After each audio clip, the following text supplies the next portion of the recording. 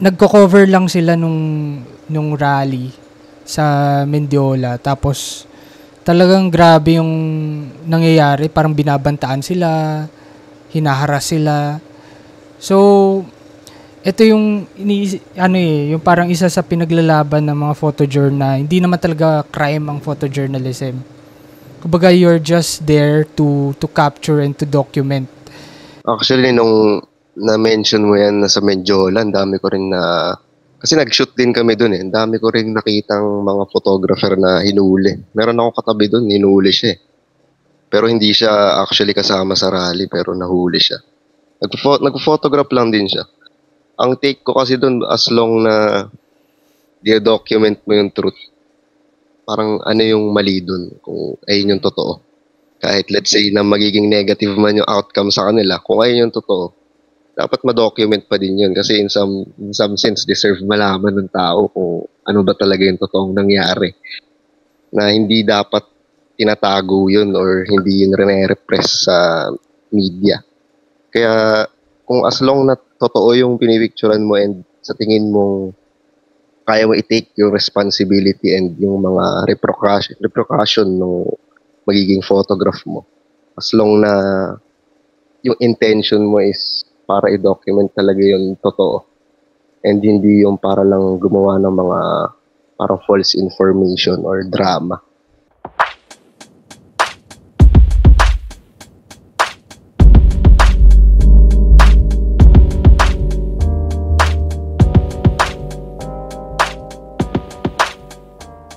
Hi, I'm Allen and welcome to Dinato Drawing Podcast, episode 76. And today, tapos na tayo sa mga exhibitors, sa Spotlight Exhibit, tapos na tayo sa illustrators, tapos na rin tayo sa collage artists, and now, pag-uusapan naman natin is yung photography. So, ang ganda nung naging run ng Spotlight, no, yung collaboration natin sa Novice na iba't ibang mediums of art, forms of art, and different artists na nagbibigay ng takes nila when it comes to being an artist, on having their career, and paano ba nila nina-navigate yung lifestyle nila when it comes to having such mediums na kung paano nila pre-promote yung sarili nila, kung paano nila hina-handle yung marketing, yung branding nila, and paano nila binuild up yung sarili na to become this artist na talagang naging branding nila. And for tonight, sobrang solid din yung magiging guest natin dahil nung nakita ko yung portfolio nila, kung nakikita niyo yung mga pinopost sa routers, sa Getty Images, pati yung tawag dito, nakita ko kasi yung styles nila, may juxtaposition, and yung composition nila, yun yung parang na-miss ko sa photography kasi yung parang nakamulatan ko na nung nagpunta ako sa wedding industry is yung medyo editorial lifestyle na yung shoots eh. So parang na-miss ko yung ganitong vibe, and napansin ko din mostly talaga sila. Etong guest natin is documentary photographer, photojournalist. Talagang ito yung lumalabas kasi yung passion mo when it comes to capturing photos. And mostly and usually talaga may kasamang sugal sa lahat to when it comes to capturing events and photos. So, we are joined tonight with Sean and Austin. So, hi guys! Kamusta kayo? Hello, good evening. Good evening sa lahat. O kung anong oras mo nila mapapahinggan yung episode. Teka, ito first time yung dalawa, no? First time nyo bang dalawa sa podcast? Sa akin, first time, ewan ko lang kay Sean. Okay. So, bago tayo mag-start, no? Dahil kaya sila nandito, ipopromote natin yung upcoming event and last fresh takes of Novice. So, dito gaganapin ulit sa copy mismo na tungkol naman sa photography. So, ang fresh takes nga is yung parang take ng Novice na parang TED Talks and Graphica. So, parang pinagsama nila tapos naging intimate in an intimate scene. So, gaganapin to sa copy mismo sa Antipolo ulit, and this coming October 26 Sunday. So, merong registration dyan, pinost ng Novice sa IG and Facebook. So, check nyo na lang yon. And yung magiging speakers doon is si Sean, si Ryan, and si Austin. So, ito yung magiging guest natin for today. So, bago tayo mag-start, no, sino mauna sa inyo? Si Austin or si Sean magpapakilala sa ating mga listeners? Sige. Austin, ko na. Nasa mo sa akin, bro. Papakilala, paano bang papakilala? Ano isasama ko? Ano lang, nag-shoot na ako for about a decade. Tapos, mostly makikita yung work sa Instagram, sa Facebook. And isa din ako sa mga founding member ng isa sa mga photography collective sa Philippines, which is Raw and Untitled PH. And everyone is free to join the group. And ayun, ano siya, hanggang ngayon I'm still on the journey sa photography and still got much to learn. Nakita ko din parang grand prize photo winner ka sa sa Nikon 2023. Ay, opo. Noong 2023, nagka-privilege na manalo sa Nikon Photo Contest, which is since 1969 siya ginanap. Tapos, worldwide siya na competition. So, ayun. Naging first Filipino rin ako na nanalo dun sa contest. Grabe, no? Gusto ko lang malaman, curious ako, ano yung subject mo nun? Ano yun? Yung bata, nakayakap siya sa tatay niya. So, parang fatherhood yung subject ko dun sa picture. Ayun. Na-picturean ko siya nung festival dito sa Angono ng 2023. Pagkano pahingi ako ng photo, tapos i-flash ko dito sa kung pwede. Sa Yun. Salamat. So, si naman? Si Sean. Hi, ako nga pala si Sean JZ. Ayun ako mas kilala. So, salamat din sa pag-invite sa akin dito sa Novice. Nag-start ako mag-shoot. Accidentally lang siya actually. Wala akong hilig sa anong arts or kahit hindi ako marunong kumanta, hindi ako marunong magsulat, mag-drawing, kahit magpinta. Pero sinasabi ng mga friends ko before na meron akong talent sa photography, which is nakikita nila kapag pinipicturean ko sila. And nag-start ako ng photography around 2021 or 2022. And then, until now, nag-shoot ako. And then, member din ako ng Raw and Untitled PH. So, isa sila sa mga pinakahumubog ng photography journey ko. So, sobrang grateful ako sa group na yun. Pansin ko, parehas kayong street photographer na nagka-capture ng rawness sa paligid. And bago yun, naalala nyo ba yung first camera na nahawakan nyo? Yes. Ano yung camera na yun? Yung una kong nahawakan na camera, siya, sa tita ko siya before, tapos nakatambak na lang siya sa bahay. Luma siya na Lumix eh. Digicam lang siya. Lumix siya na point and shoot 12 megapixels. Ayun yung pinakauna kong camera nagamit. Mga 4 years ko ata siya nagamit. For more than 4 years, mga ganun. Ayun yung una kong nagamit. Nagre-resurface na yun, no? Yung mga digicam sa mga Gen Zs. Mabalik na. Oo, parang ayun ng sa kanila ngayon. Meta sa kanila. Si ano naman, si Sean, ano yung first camera? Yung first camera na nawakan ko, binili ko is Canon 450D. Sobrang kulit pa nung story na yun kasi wala akong resources para bumili ng camera back then, 2022. Yan. Nakita ko yung collection ng relo ko. So, para makapag-fund ako ng camera, makapag-start ako ng photography, binenta ko lahat yung mga naging collection ko ng camera. Collection ko ng relo para makapag-fund ako ng camera. Grabe, magkano ang 450D nun? Nung time na yun? Naalala mo?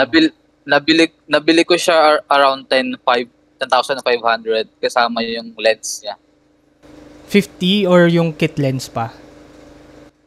Ano siya, Sigma na 18200. Yun pa yung first lens mo na ano? Oo, ayun pa yung first lens ko. All around na rin. Kaya sobrang helpful din sa akin dun. Kamusta mga drawing? Andito na ang limited edition merch ng Dinato Drawing. Meron tayong navy blue at maroon, kaya wag magpahuli kasi once it's gone, wala nang balikan. Perfect para sa mga drawing na tao, artistically and figuratively. Kaya alam nyo na, add to cart na.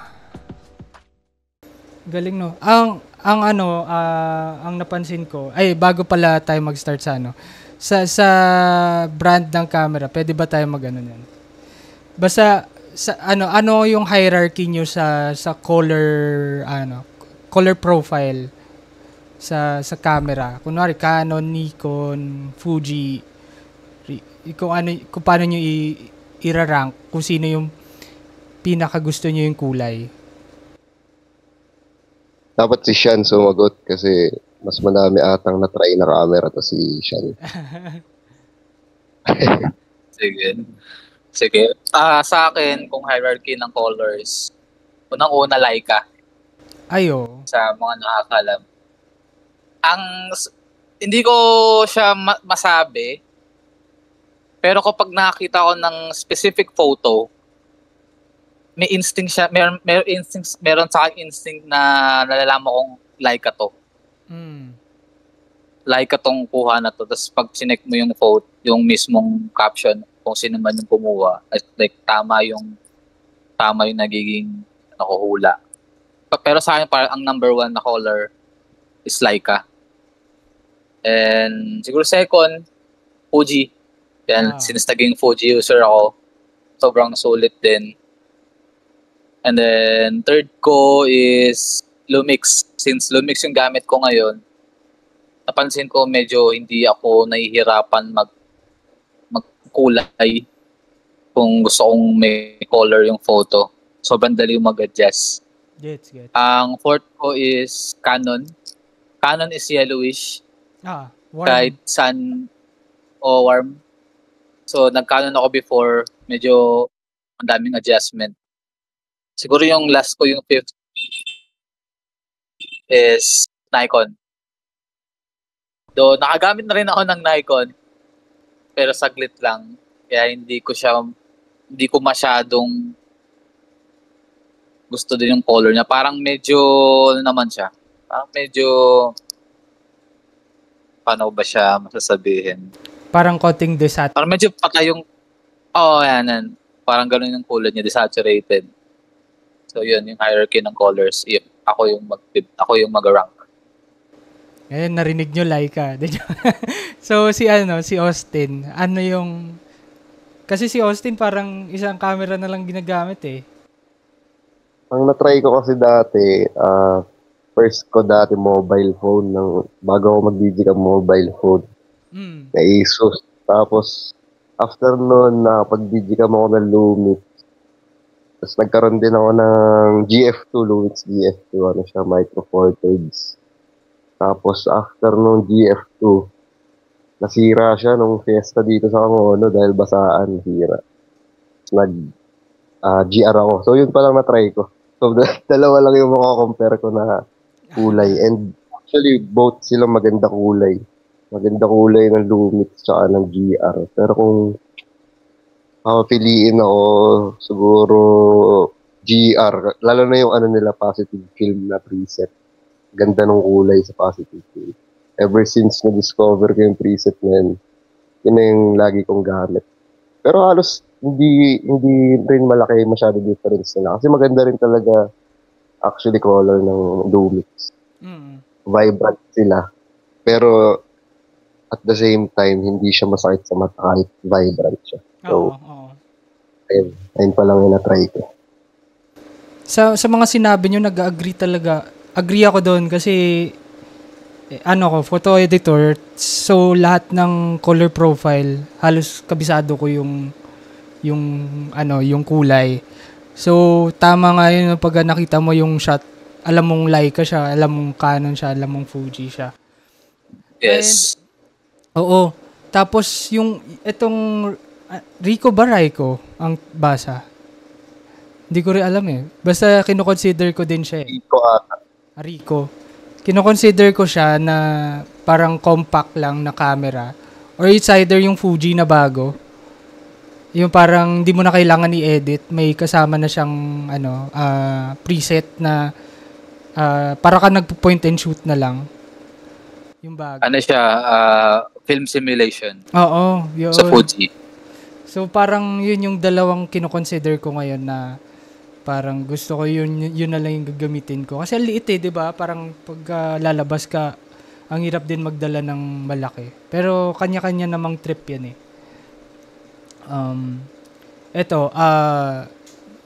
Kayo ba, paano nyo dinidescribe yung photography na paano siyang medium sa inyo? Kumbaga ganun.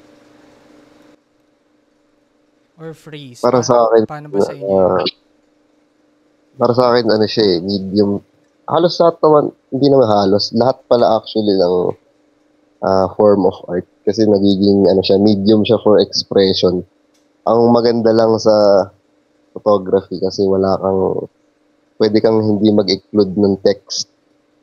So, pwede kang mag-conversate or makabuo ng message or na storytelling through image itself. Hindi mo na kailangan i-explain pero syempre, pwede naman yun. Depende din yun sa take mo. Pwede mong i-include yung story ng photo mo. Pero pag yung photo alone, wala naman kasi siyang text. So, para sa akin, isa yun sa mga unique na characteristic na photography. And, ayun, siya. Para sa akin, personal talaga siya and means siya ng expression ko. Ever since nung nag-start ako, ayun ang nagustuhan ko sa kanya. Kasi nakakapag-express ka through simply taking photographs and nagiging nagiging parang let's say na lumabas ako tapos may mga hindi ako kakilalang tao ganito tapos nag-picturean ko sila dahil may camera ako nagkakaroon ng tool or nagkakaroon ng way para mag-connect ako sa ibang tao kasi kung wala akong camera hindi ako di ba parang yung camera itself nagiging tulay siya para mag-communicate lalo sa ibang tao tapos makakapag-observe ka. So, in a sense, parang magkakaroon ka ng understanding hindi lang sa sarili mo pero sa life in general through shooting photographs. Ayun. Ikaw, Sean? Sa akin, halos same kay Austin. Sobrang agree ako dun sa sinabi niya, yung expression and connection. Kasi based din sa experience ko, nagkakaroon din kasi ng effect yung photo dun sa nararamdaman ng kumukuha. Kasi back then, nagkaroon ako ng mga set of photos na sobrang lungkot ko. And then yung photos is halos sobrang malulungkot din. So, yun nga, expression talaga siya. Kasi kung ano yung mood mo, pwedeng maapektuhan din yung photo. And then, yun din sa sinabi ni Austin na connection sa experience ko din since tumira ako sa Mindanao na may language barrier kami. na hindi naman ako marunong mag-Bisaya, Tagalog ako. Yung photography, yung naging way para makapag-engage ako sa mga tao doon sa Mindanao na parang wala kaming language barrier. Parang pag sinabi kong picturean kita, alam niya na yun na nagkakaroon kami ng connection since lalo na ako na hindi naman ako taga doon. Yun lang sa akin. Napansin ko yung shots nyo. Ano siya parang documenting din yung stillness nung abstract na gamit. Kumbaga, binibigyan nyo ng buhay yung mga kunwari, upuan, yung dingding. Ano siya parang, yun nga yung sinabi ni Austin kanina na di mo na kailangan ng words dun sa photo. Na nagbibigay na siya ng storya dun pa lang sa picture. And, ito parang same naman kayo dun sa mostly dun sa yung sa path ng photojournalism and the street photography. Paano nyo, ito yung gusto ko tanungin lagi pagka sa mga photojournalist tsaka sa street photog, paano nyo ina-approach yung mga subject nyo or paano kayo kumukuha ng subject para bang, kumbaga, kunwari sa isang lugar, kunwari punta kayo sa Quiapo, naghahanap muna ba kayo ng, di ba ang street photography, hanapan niya ng ilaw Sorry yung aso ko. Naghahanap yan ng ilaw para hindi naman lahat ng angles doon or lahat ng lugar doon maganda yung ilaw So, paano yung process nyo ba?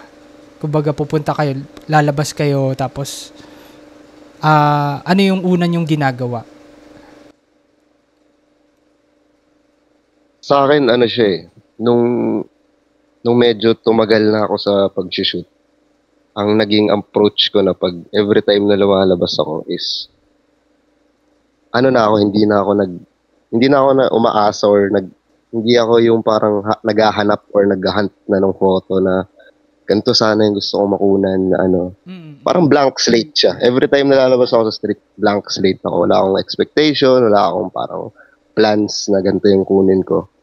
More on lang siya, trusting my instincts lang. Nalalabas ako and kasi ganun yung street hindi mo siya makokontrol, hindi mo alam kung makukunan mo. So parang ginagawa ko, hindi na ako nagsiset ng expectation agad. Parang nagre-react lang ako sa surrounding ko constantly kung saan ako mapunta, kung ano ibigay sa akin. Pero hindi na ako yung nagpaplano or masyadong nag-e-expect sa kukunan ko kasi random at times Tsaka, ayun nga, unpredictable yung street. And more on sa moments ako naghahanap. Tsaka, ayun, instinctual ako. Parang kung saan ako dalhin ng camera ko. Minsan hindi ko pa naiisip kung maganda ba yung magiging outcome ng photo. So, nagre-react lang ako constantly. So, ganun na yung naging process ko na blank slate na siya na tuloy-tuloy lang and nagfo-flow lang sa kung ano ibibigay din sa akin ng kalye. Kung ano yung makikita ko, ayun lang din yung kunan ko. Hindi na ako nag-hunt masyado sa Totoo, Parang, eto kung i-rank ka kasi yung yung parang iba-ibang areas of photography, yung street photography is one of the hardest, lalo kung pasimula ka pa lang. Kasi, hindi mo ma-expect unexpected lahat yung mga mangyayari. Unlike pag sa editorial, sa lifestyle, sa wedding, kahit pa paano may ka-idea ka kung paano yung kukunan mo Pero when it comes to street photography, talaga siya, randomness na parang kinukurate mo pa rin kung paano mo kukunan pagkatapos or before, depende yun sa process mo.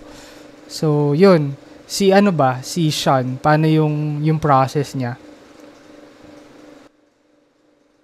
Ako naman yung process ko kapag lalabas ako.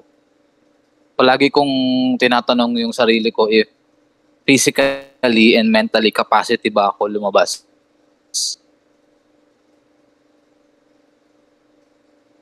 Kasi kung may iniinda ako physically, magiging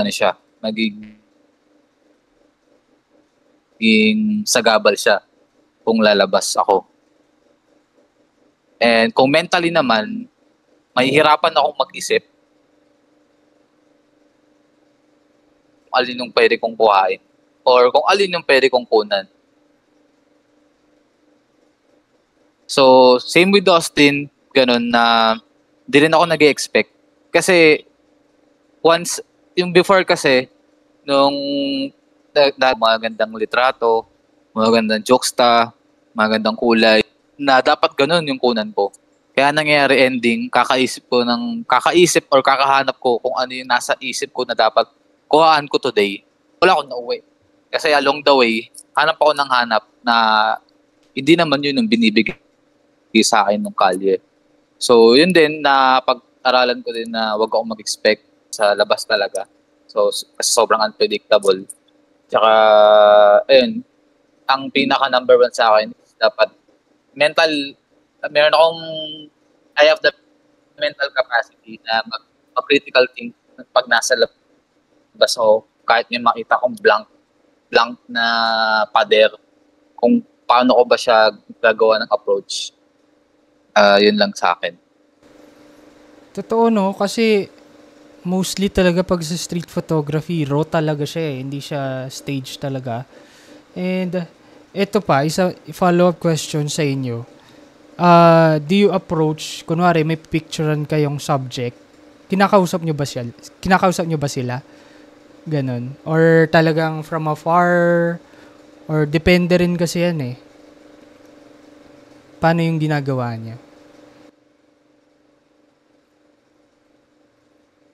Ano siya, minsan, if meron akong gustong kunan, like palapit pa lang ako sa kanya, ginagawa ko is eye contact. If aware siya na nasa paligid ako, to take photos.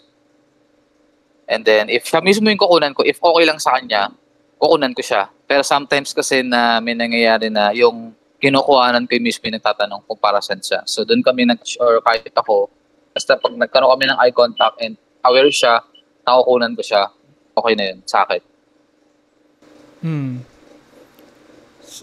Ikaw Austin, paano yung approach mo when it comes to taking photographs sa mga tao? Ano siya nakadepende siya dun sa kinukunan ko eh. Kasi minsan parang nararamdaman mo yung energy or nakikita mo based sa body language ng subject kung comfortable sila na picturean sila. Kasi pag aware na sila na pinipicturean sila tapos may picture ako sa palengke na nag-aayos, let's say, ng shop niya. Tinapatan ko siya ng camera. Nakita niya yung camera pero nag-continue pa din siya. Ibig sabihin nun, okay lang sa kanya. Pinipicturean ko siya. Then after nun, saka ko siya i-acknowledge. Thank you po, ganito lang, ingitian ko. Pero minsan may mga tao na parang ramdam mo na mataas yung guard nila eh, na ayaw nila nung parang napipicturean or pag may mga ganong subject, ina-approach ko, tinatanong ko muna, pwede ko po ba picturean, ganito, ganyan, pwede ba kita picturean? Actually, most of the time, nagugulat ako sa results kasi madaming tao actually na okay lang na picturean sila sa public space. Parang nangunguna lang rin yung kaba ko. Pero most of the time, okay lang rin sa mga tao. So, nakadepende siya sa tao. Parang kailangan mo muna makiramdam sa mga subject mo. Tsaka may rin siya, disadvantage and advantage siya. Kasi kunwari, pag nagpaalam ako dun sa subject, pwedeng hindi niya na ituloy yung gagawin niya. Pwedeng mag-post na siya sa camera. So parang depende din talaga siya dun sa scene. Pag may scene na parang gusto ko sana hindi na maiba or hindi siya mag-post, kinukunan ko na, tsaka ko afterwards, tsaka ko siyang hingitian. Pero ang pinakamahalaga dyan, ganun, yung hingitian mo sila or bibigyan mo sila ng parang positive na feedback na ipaparamdam mo sa kanila na hindi ka nang ha-harm or nang ridicule ng subject. Parang, ayun yung pinakamahalaga dun para sa akin. Totoo, no? Parang, kahit pa paano, partly may consent yung, yung approach mo, kahit yung simple gestures na ganun. Kasi, ang hirap din, parang privacy din kasi nila na baka pwede malagpasan mo yung boundaries pala na hindi dapat sa kanila. Pero may dumating bang time na talagang parang may umaway sa inyo or parang hinarang kayo na, tanggalin mo yan, parang ganun, mga ganun. May ganun ba kayo nyo? Uy, may bago kaming merch para sa mga mahilig mag-drawing. We're bringing back Baybayin na isa sa mga OG ng Ancient Scripts. In collaboration with Lloyd Zapanta, isa sa mga baybayin gods at type artists dito sa Pinas. Pagsuot mo to, parang nagiging kapartner mo na ang kasaysayan. Make your ancestors proud. I-represent ang atin pero make it aesthetic. Makabayan pero drip. Meron itong 2 colorways, black and white shirt. Available na ito sa Shopee para kaya mo na bumili at the palm of your hands. Dahil dito sa Di Na To Drawing, ang drawing lang ay para sa papel, hindi sa plano. Adudu karte! Amin na, ewan ko lang kay Sean. Ikaw ba, Sean? Ako, ano pa lang, tinanong lang na ba't mo ako pinipicturean. Ano siya eh, actually is nangyari siya dito sa Manila. Babae siya. Maganda kasi eksena. So, hindi naman siya actually yung kukunan ko, pero nasa tabi lang siya. Siguro conscious lang siya sa paligid niya or sa ano. Kaya parang ayaw niyang picturean siya. Yun lang yung first encounter ko. Pero usually kasi dito sa Manila, mga tao dito, pag may nakita kang camera, ano na eh, kuya papitik. Ganun na. Minsan tinatawag pa ako. Kaya sa tagal ko rin kumukuha, once lang ako nagkaroon ng encounter na ayaw silang mapicturean. Totoo, no? Parang... Ako dati may... Oo. Ay, sige. sorry. Go. May humabol sa akin dati. May napicturean ako. Pero hindi talaga siya yung binipicturean ko. Pero akala niya siguro kasama siya sa frame. Tapos pumasok na ako. Matagal na nung pagitan nung nagpicture ako at saka nung hinabol ako. Parang naglakad pa ako papuntang 7-Eleven. Tapos hinabol niya pala ako papunta dun. Tapos pinapadelete niya yung picture. Tapos pinapakita ko sa kanya na wala siya dun. Tapos di siya naniniwala. Delete ko daw na i-delete niya yung picture. So yun, dinelete ko naman sa harap. Pag may mga ganun naman, parang pag nagsabi naman sila na i-delete, pinadelete ko naman sa harap nila. Pag sila mismo nagsasabi. Wala namang problema sa akin yan. Para hindi na rin mag-escalate yung situation. Delete ko na lang. Tsaka ayun nga, hindi naman kasi lahat comfortable na mapicturean din. Kaya naintindihan ko. Totoo, no? Parang ano kasi, form of respect na rin sa kanila, pero dapat aware ka din kung paano mo, yung sabi mo nga, yung parang timing na spontaneous and honest yung pangyayari without knowing na talagang nandun ka sa scene. Magandang din kasi yun eh. Kumbaga, ang ganda i-capture yung ganong essence nung shot. And ito yung sa inyo parang napapansin ko din lalo sa recent na mga nangyayari kung nabalitaan niyo yung kay Ezra, isingit ko lang na nagko-cover lang sila nung rally sa Mendiola, tapos talagang grabe yung nangyayari, parang binabantaan sila, hinaharas sila. So ito yung yung parang isa sa pinaglalaban ng mga photojournal na hindi naman talaga crime ang photojournalism. Kumbaga you're just there to capture and to document. Pero yung sa inyo ba, paano yung nyo, approach nyo dyan? Kasi paano pag nandun kayo sa situation na ganun? Ano yung parang gagawin nyo? Actually, nung na-mention mo yan na sa Medjola, ang dami ko rin na... Kasi nag-shoot din kami dun eh. Ang dami ko rin nakitang mga photographer na hinuli. Meron akong katabi dun, hinuli siya eh. Pero hindi siya actually kasama sa rally, pero nahuli siya. Nag-photograph lang din siya. Ang take ko kasi dun, as long na di-document mo yung truth, parang ano yung mali dun, kung ayun yung totoo. Kahit let's say na magiging negative man yung outcome sa kanila, kung ayun yung totoo, dapat ma-document pa din yun kasi in some sense deserve malaman ng tao kung ano ba talaga yung totoong nangyari. Na hindi dapat tinatago yun or hindi yun rene-repress sa media. Kaya kung as long na totoo yung pinipicturan mo and sa tingin mo kaya mo i-take yung responsibility and yung mga repercussion ng magiging photograph mo, okay lang yun para sa akin na i-photograph. As long na yung intention mo is para i-document talaga yung totoo and hindi yung para lang gumawa ng mga parang false information or drama. Totoo. Totoo. Ang ganda nun. Ang ganda nung talagang pinipicturean mo lang yung katotohanan eh. Wala kang tinatago dun sa nangyayari. Kung ano yung nangyayari, yun yung pinapakita. Ganun siya eh. Eh, ikaw ba Sean? Sa akin naman, since nag-shoot din ako sa isang media, ang lagi kong sinasabi na we need to stand firm sa ginagawa natin na we are here to take photos and also kung i-alter man to ng mainstream media, andyan yung mga alter media natin na willing maglabas ng totoong photos, yung mga totoong senaryo. Kasi minsan, sabihin ko ba, yung mga mainstream media kasi, sobrang sobrang filtered actually. Sobrang filtered ng mga pinapalabas sa napapanood ng lahat. So kaya minsan marami pa ring misinformation na kumakalat.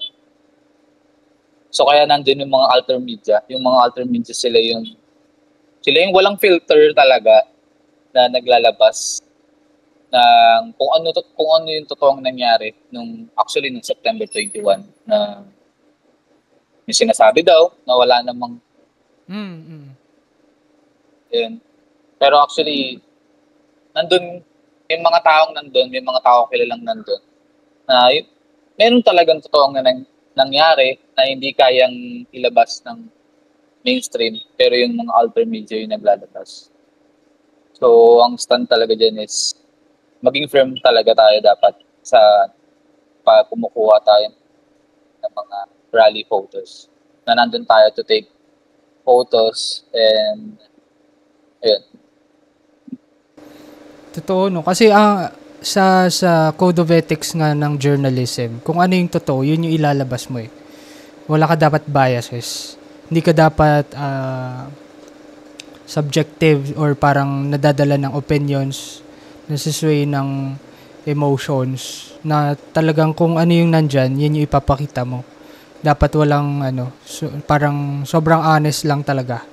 Wala siyang kagaya nga nung taking sides or parang papabanguhin yung isang part or parang papagandahin yung ganito.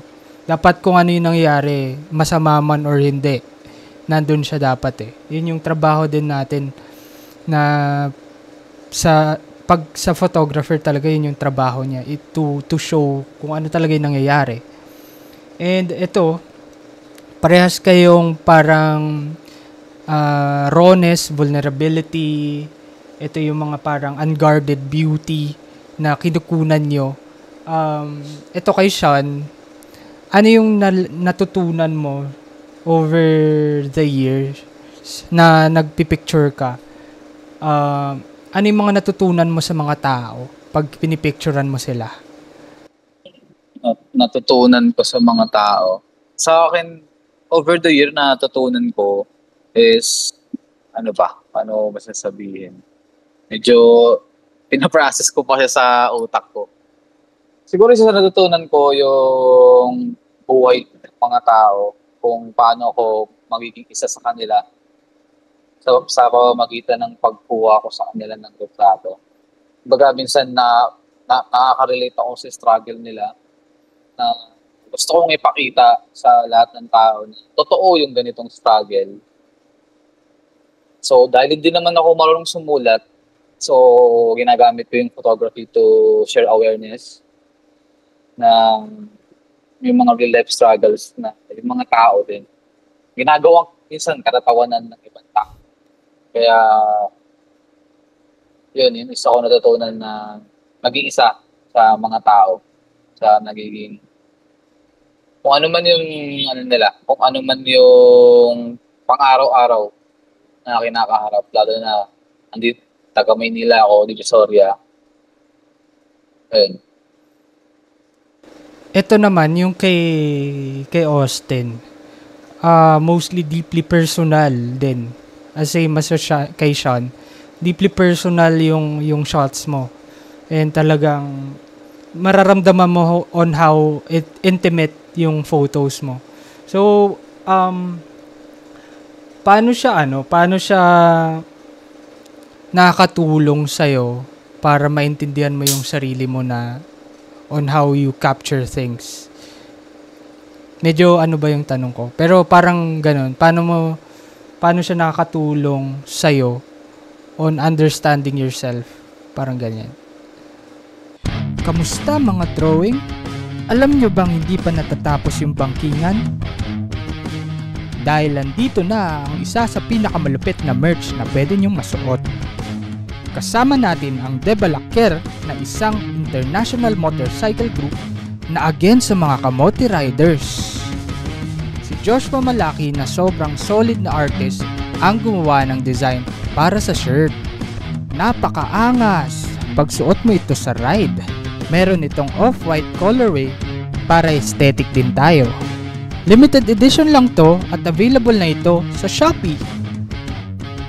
Dahil dito sa Di Na To Drawing, ang drawing lang ay para sa papel, hindi sa taplano. So alam nyo na, add to cart na! Actually, parang the more you shoot, the more na naiintindihan mo yung sarili mo in a sense na mapapatanong ka bakit ba ito yung lagi ko nabipicturean or bakit ako na-attract dito sa scene na to.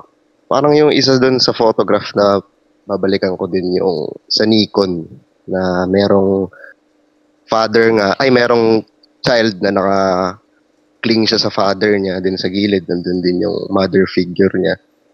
Tapos ang naging interpretation ko dun sa sarili ko is medyo complicated kasi yung childhood ko dati na in terms lang naman sa parenthood na hindi siya naging perfect. Ganyan. So nag-reflect pala siya sa mga nakikita kong subject na pag may mga parents ako nakikita, ayan, mga father, child, mother and child, lagi yan nagiging attraction sa akin na parang dinadala ako nung pa ako lagi na picturean yung mga ganyang eksena. Tapos doon ko lang siya na-gets na ganun pala siya na parang kung ano yung nakikita mo sa labas, ayun pala yung nasa loob mo. Kung ano pala yung mga na-attract sa'yo ng mga subject, ng mga certain scenes, bakit ka na-attract sa ganyang scenario. Pwede mo yun itanong sa sarili mo kung bakit nga ba, kung ano nga ba yung reflection nito sa sarili mo. Kaya rin sinasabi ko rin lagi for example, sa artist bio ko na every click of the shutter is a step closer to the truth kasi mas lalo mong maintindihan sarili mo the more you shoot. Lalo na pag nagiging introspective ka after na bakit ko ba ito kinunan? Bakit ko ba ito nagustuhan? Doon mo masasagot yung kung bakit nga ba talaga pag in-apply mo na siya sa personal life mo. Kasi most of the time, naniniwala ako na ganun siya na yung mga nagtitrigger sa'yo or yung mga napipili mong subject or mga scenario na pino-photograph is a direct reflection kung ano yung nangyayari sa buhay mo. Ayun. Ganda nun every click of a photo, parang one step closer to understand yourself. Uncovering the truth. Ang ganda nun Nabigyan na ba kayo ng assignment or parang nagkaroon na ba kayo ng work when it comes to having a documentary photography na pupunta kayo sa isang community to document or parang to showcase kung ano yung nangyayari. Ito yung isa sa kung alam niyo yung Grid Magazine, isa to sa talagang fina-follow ko when it comes to documenting things na parang pupunta sila sa isang community tapos parang nag-spend sila ng months or month talagang nandun sila nakatira, nagiging immersive yung journey nila to capture things na may ganun ba kayong assignment or may naranasan na ba kayong ganong assignment? Actually ako meron. Kung mamaya hanapin ko yung photos kung pwede siya i-share. Ano siya, dito siya sa Tondo na tinatawag nila na Happy Land. Happy Land siya. Tawag nila Happy Land. Ano kami doon, ang pinaka-tira doon. Yung unang problem nila is yung coal. Parang coal doon sa pier. Yung mga coal kasi is pumupunta sa mga bahay-bahay nila. So yung problem nun, sa kalusugan nila, nalalanghap nila yung coal. And then, mapapansin mo talaga na yung powder, yung dust ng coal is napupunta talaga sa kanila. Pero yung pinaka-main problem nila, dun is yung kabuhayan nila. Kasi sila dun, nagbabawang sila. Trabaho nila dun is bibigyan sila ng mga sako-sakong bawang na kailangan nilang balatan isa-isa para mabenta sa Divisoria na nakabalat na. So, ang ginawa ko dun, dinocument ko yung buhay nila kung paano sila magbawang. Siyempre, andun na rin ako, tinry ko rin magbawang kung gaano kahirap yung buhay nila dun na nagbabawang sila. Ano siya, sobrang sakit niya sa kamay, mahapde, kasi nakababad yung tubig mo. Nakababad yung kamay mo sa tubig na may mga bawang. So, maski bata, matanda, lahat nagbabawang sila. Yun yung naging project ko na tumira ako ng Happy Land ng ilang araw. Tsaka ano pa, binabarat sila dun. Parang 50 isang sako. Tapos kapag hindi nila yung nabalatan lahat, babawasan pa sila. So kaya parang wala silang kinikita. Grabe naman. Yun yung pinaka-struggle nila dun. Na binabalatan nila yun mula umaga, madaling araw, binabagsaksaan nila yun. Parang kailangan matapos nila yun ng hapon. So kung di nila matapos, either babawasan sila or wala silang kikitain. Grabe, ang tindi pala nun. Pwede natin i-solo pod yan. Yung gusto ko pag-usapan yung sa magbabawang ano. Ganda rin pag-usapan yun. Si Austin. Meron ako actually ginagawang ongoing na work dito sa Angono. May dinodocument akong community. Meron dito sa may dulo siya ng Angono. May community doon na nakatira sa tabi mismo ng dump site ng Angono. So, yung health risk nila apektado, tapos sila rin yung kumbaga nagko-coexist sila dun sa environment. So, ang nangyayari is nangangalakal mostly ng mga tao dun sa community na yun. Tapos nag-document ako sa kanila mga about 5 months na. Tapos nung tumagal, meron na ako naging kakilala sa loob. Tapos nakakausap ko na sila. Di na sila naiilang sa camera. Tapos nalaman ko yung hirap ng buhay nila dyan. Tsaka yung mga medyo hindi na pwede pag-usapan ng mga secret ng municipality namin dito na nalaman ko lang doon. Kumbaga may mga shady business na nangyayari. Tapos apektado rin sila doon. And pinagbabawalan nga sila mga lakal talaga doon. So, ang unique doon kasi yung relationship nila doon sa environment nila. Na sila yung nangangalakal, miski sa mga bata. Kumbaga child labor na yung nangyayari sa iba doon. Ganon kahirap yung dinadanas nila doon. Pero despite nun, masaya pa rin sila. And magaan pa din sila kausap. And masaya pa rin sila sa ginagawa nila. And ang dami dong mga ilang years na pala ganon.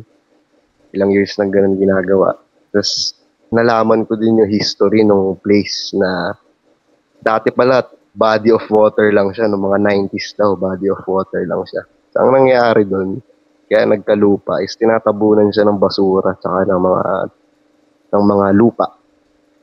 Tapos constantly siyang ginagawa hanggang sa naging lupa na yung tubig, wala na yung tubig.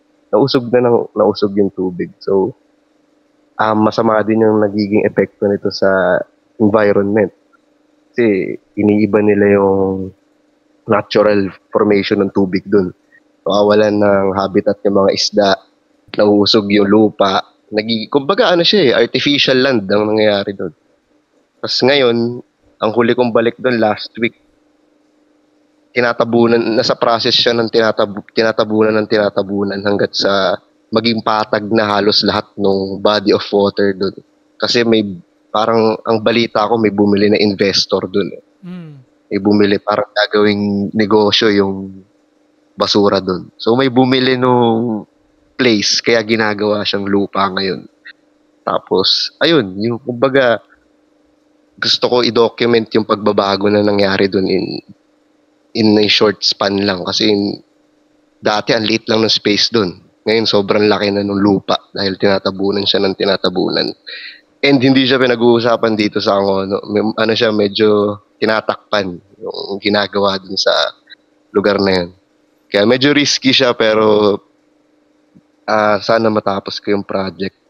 Nag-shameless plug na din ako. Bala ko kasi siya gawing book sa future. Kasi gusto ko i-document yung lugar na doon.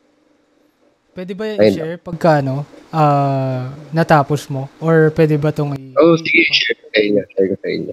Pag gusto natapos ko na malaman yan. Siguro solo podcast ulit.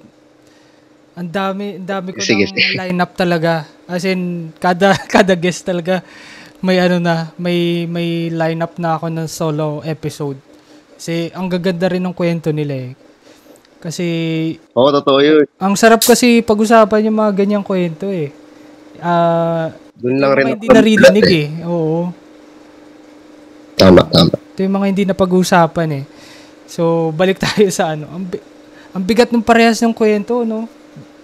Grabe, parang gusto ko yung malaman sa next episode. Siguro mga solo podcast na. Solo episodes nyo. So, going back. Sorry, correction. 90 pesos pala yung isang sako ng bawang. So, hinarap ko yung post ko before sinend ko yung link. So, 90 siya kada sako. So, medyo may mga bata din kasi dun sa photos. So, baga lumalapas din child labor din. Mga bata din. Pero regardless parang 90 pesos, isang grabe. Hindi siya makatarungan talaga yung ganung presyo. So, ayun lang. Pinahabol ko lang para tama yung information. Pero yun yung magic ng photography. Sobrang hindi makatarungan. Like, imagine, ang sako. Yun yung parang, ito yung mga hindi nakita ng tao, hindi nalalaman ng tao eh. Ito yung parang isa sa power ng photography na-uncover nga natin yung mga ganitong katotohanan. Na nagugulat tayo, ganito, nangyayari pala talaga yung ganito. Hindi siya fiction, kumbaga, totoong buhay siya. And ito yung magandang pag-usapan din sa mga susunod and dun sa magiging talk din nila ni Sean and Austin sa gaganaping fresh takes dito sa kape mismo sa Antipolo, no. So gusto ko kayong bitinin dun sa episode na to kasi gusto ko talagang parang gusto kong mabitin kayo na para mas maano kayo dun sa mangyayaring fresh takes dito sa kape mismo. And siguro bago nating i-wrap up, no. Ako gusto ko pa pag-usapan siguro off the record na lang, no. Para matadad natin yung istorya. Ito, sa mga gusto mag-start ng photography as a career or as a hobby or as a passion, ano yung pwede nyo masabi or parang tips or parang kung ano yung mantra nyo sa buhay when it comes to doing photography.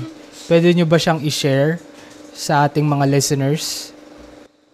Ay, ako na lang muna. Siguro if may gusto man kayo, itry kahit hindi photography in general. Basta may gusto kayong subukan.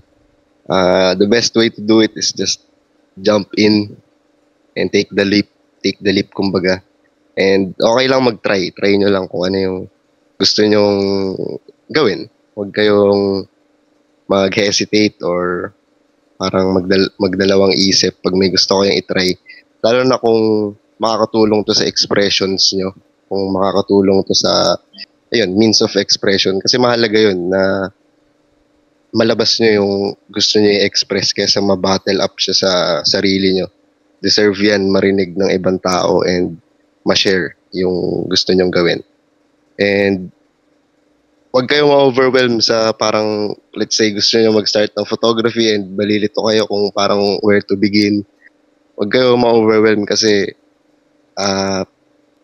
kakayanin nyo naman yan pag talagang gusto nyo siya gawin. And hindi siya complicated kapag once na na-try mo na siya. Parang magugulat ka na nauuna lang rin pala yung kaba natin, siyempre naturally.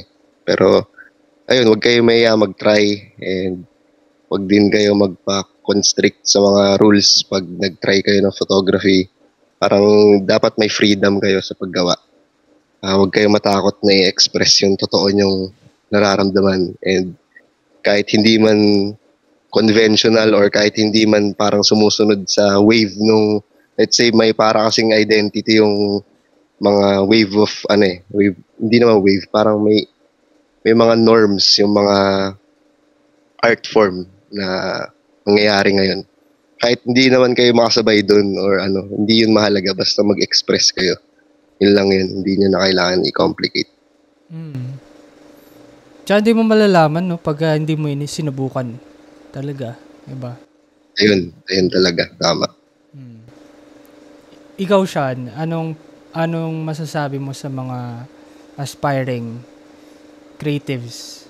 Sa akin, ang mga aspiring creatives, isa sa mantra ko is risk everything. Kasi hindi mo talaga malalaman yung outcome if hindi mo i-risk lahat. Like i-all in mo yung kung ano man yung gusto mong i-pursue. Photography man yan, digital, painting. Tsaka find the right community that will help you build your journey. Kasi if wala ka sa tamang community, tapos like for example, ang gusto mo is digital art pero nasa painting ka na community. So, hindi sila magiging helpful sa'yo along the way para ma-build mo yung career mo, yung style mo sa pag-create kung ano mang form ng art yan. Tsaka huwag matakot sa burnout kasi nandyan na yan. So, overcome it, risk everything, and yun, find the right community. So, medyo na-spoil yung itutok ko sa kape mismo. Kasi it's all about the community na yung tao sa paligid mo din isa sa mag-help sa'yo yung sa magiging journey mo. Ayun lang. Okay lang yan para may teaser sila sa gaganaping fresh takes dito sa kape mismo. So, binitin natin talaga tong episode para talagang pumunta kayo dito sa fresh takes. And ito yung magiging last leg ng fresh takes ng Novice and yung spotlight. Gaganapin siya this coming October 26, 2025 sa kape mismo Antipolo. Ayan, kasama sina Sean, Austin, and si Ryan. Si Ryan kasi may trangkaso so kaya hindi siya nakadalo dito sa ating podcast. So, ayun so sana makita ko kayo dun sa gaganaping fresh takes and abangan nyo yung mga storya nila Sean and Austin dun, no? Tsaka ni Ryan. So, eto pa, magkakaroon din ng, eto medyo malapit na rin, magkakaroon din ng Makati in Chrome. Ito yung type walk with DTI Philippines. So, DTI Design Center PH pala. So, kasama nila ang Novice para mag-conduct ng type walk dito sa Makati. So, kung nakadalo kayo nung type walk nung una, yung sa Makati in Chrome din. And kasama sila Lloyd, ayun. Check nyo yung Novice page sa IG and Facebook. Makikita nyo yung details doon. And soon siguro lalabas yung details kung paano mag-register. And, check nyo na lang din yung social media ng Novice. Sobrang dami ng events dyan. And art events, kung sinasabi nga ni Sean kanina, yung community. Kung gusto niya talaga sumali and talagang gusto niyo yung arts, andito ang Novice para maging open community to welcome you in pursuing creatives, pursuing art. So, nandun kayo sa tamang community talaga. And you will find your people here kasi talagang like-minded talaga yung mga tao dito. And talaga supportive sila sa lahat ng mga artists and creatives dito. And, bago tayo magtapos muna, may mga drawing ba kayo sa buhay or mga upcoming events, upcoming projects, or may mga gusto ba kayong i-promote sa mga listeners natin? Pag may interested mag-join sa community ng photography, pwede kayo mag-join sa group namin. Mention ni Sean yung Royan ng Title PH. Yan, pwede kayo mag-join dyan. And dun sa upcoming din na work na gagawin ko na na-mention ko kanina. Yung hopefully maging photobook siya, mag-manifest siya into a photobook. Pero ayun, siguro early next year ang target para ma-release yun. Pero for the meantime, I'm inviting everyone na mag-join sa Royan Untitled PH. Search na lang sa Facebook, lalabas yan. And yun lang, thank you. And nasabi mo photobook no? Parang ito yung gusto kong i-advocate din na sana mas maraming photobook. Kasi ang ganda niyang parang basahin or parang tignan. Oh.